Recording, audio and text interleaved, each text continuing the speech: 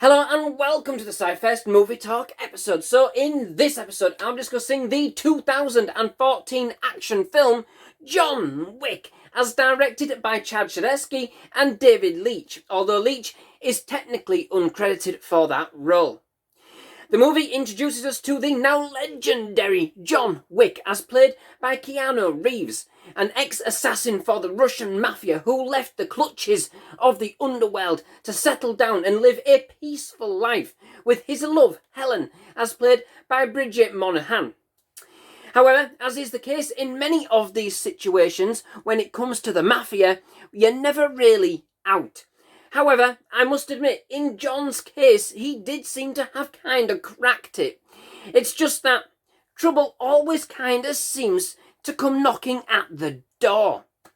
And that's indeed what happens when John is at his lowest, and events kind of transpire to see him return back into the murky waters of the underworld to exact his own brand of vengeance, which puts him in direct crosshairs with the Russian crime boss Viggo Tasarov, as played by, and I do apologise for this one, Nyqvist.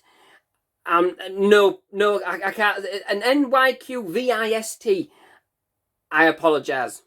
And his son, Lucef, as played by Alfie Allen. That one I've got.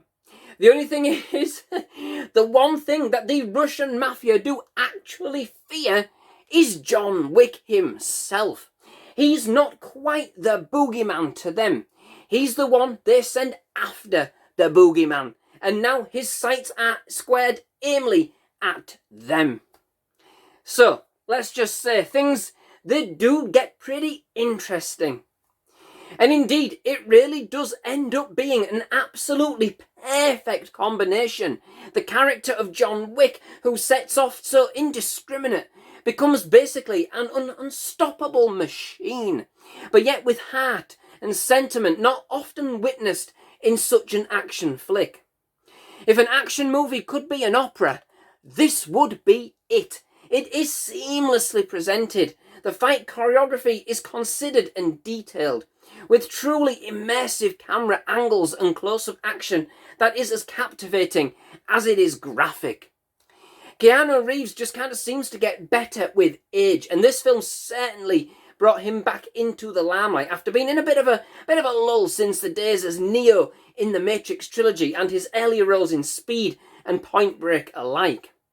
In fact, Reeves kind of moves from scene to scene like he's at a ballet recital. He definitely brings the charisma and style a character such as John Wick requires.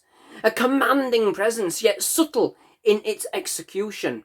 A brooding affair with the moves to match. Most of the time, he's not even breaking a sweat. Every move calculated and examined for total precision. Reeves makes sure that although a newcomer here into the action world, Wick is a serious contender within the world of action flicks. The movie opens up a whole new underground universe that's not only filled with criminal elements but also codes, responsibility, agreements and respect. Even the fights almost have a kind of gentleman's handshake about them. A pleasantry to the whole proceedings perhaps. A mutual respect. Definitely kind of examining the kind of intricacies of this criminal world. There is a hard-hitting edge to it all. A purely personal and deep-cutting motive for Wick's return and, for revenge. And it's hard not to kind of get on the bandwagon in support of his case. The punishment is certainly extreme, not though the events that kind of get to this point are not harrowing, enough, and certainly gut-wrenching in their own right. But then it's all about sending a message. A man pushed to the edge and then some, fighting for the ones he's loved and lost. You do get Wick's, driving motivation, and that's what makes most of this movie so poignant. One can only take so much, The way that we kind of slowly learn what this guy is actually capable of adds a distinct air of tension as the world is built around this story. The mysterious John Wick. We certainly learn of his reputation, exhilarating as it is, and is one of the rare cases that the characters build up and, promise more than lives up to the hype that the movie is selling. I also found that there were some great moments throughout that worked a lot better. In fact, on a whole different level. I'm getting tongue twisted, but when you do actually know what he is capable of, how feared he is by the underground itself. These moments, the first time around, set up the character, the anticipation for what is about to come. But on a second viewing and beyond, they actually set up much more of the movie's more darker comedy moments, and its excellent banter. The anticipation's still there, but this time around you're kind of revving because you know what's actually coming to them. They're going to get what's coming to them. Overall, for an action flick, this really does set up quite a heartfelt and strong emotional core. Definitely with moments that more than cut a nerve, and without kind of labouring on those moments too long.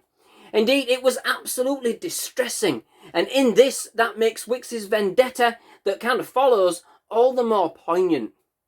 We have a brilliant sense of the world building provided by the movie's dive into the murky but structured and somewhat, suave and sophisticated province of the crime syndicates. Deadly, but full of codes, honour, debts, obligations, opulence, and excess.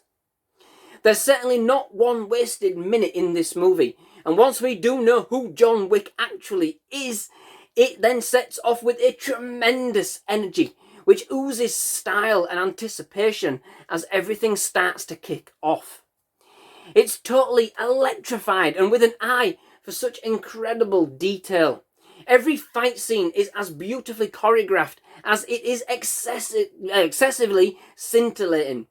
There really does feel like there's a kind of poetry to it all. So, that brings me to the end of this episode. Many thanks for watching. I do hope you've enjoyed it. If you have, please do leave a like. Please do hit that subscribe button for more movie reviews, trailer reactions, and other movie-related content. Absolutely loved having you at SciFirst MovieTalk. Definitely love to have you back. Most of all, just thank you very much for watching. Goodbye.